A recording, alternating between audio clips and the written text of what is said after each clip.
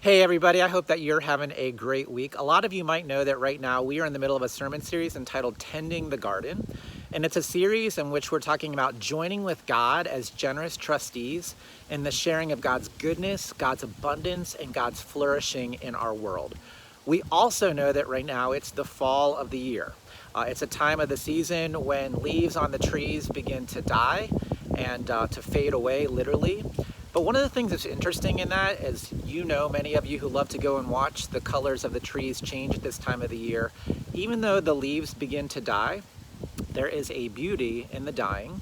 And as they die, we get to experience the beauty of the colors of those leaves. And eventually then those leaves fall to the ground and they're eventually used to help bring fertilization for new life in the following year.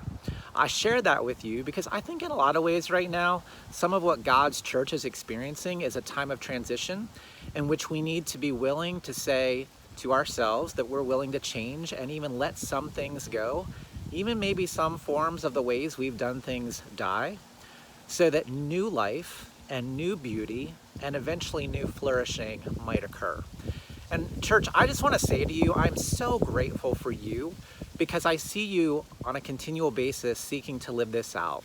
Whether it's a willingness to live into new worship experiences, to connect in new ways, to try new forms of church through such as the Acts Network, to join people on their turf and be church for them, to share with some of the most vulnerable among us elements of God's goodness and grace and beauty. All of these things happen because you are willing to invest generously and to give generously so that life and abundance might occur. And I just hope that you are encouraged in this season. We continue to see signs of new life, even as we adapt and change to the context in which we find ourselves. New relationships being built, people welcoming Christ into their lives, and again, offering goodness to those most in need of it.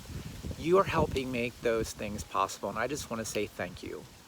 Please continue to know, as God's church has always flourished in the past or found ways to flourish, so it will continue today and into tomorrow. But what that looks like might be different.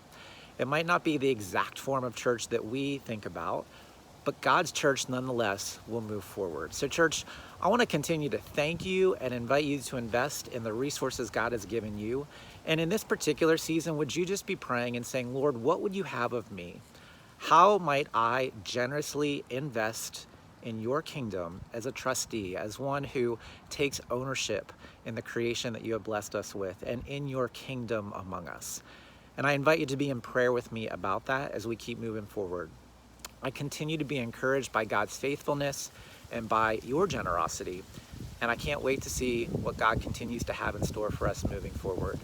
Know that you are in my prayers. Know that I am filled with gratitude for you, church, and let us continue to say no to ourselves, but yes to God, and see what beauty and goodness and abundance and flourishing God brings forth. Blessings to you, church. Take care.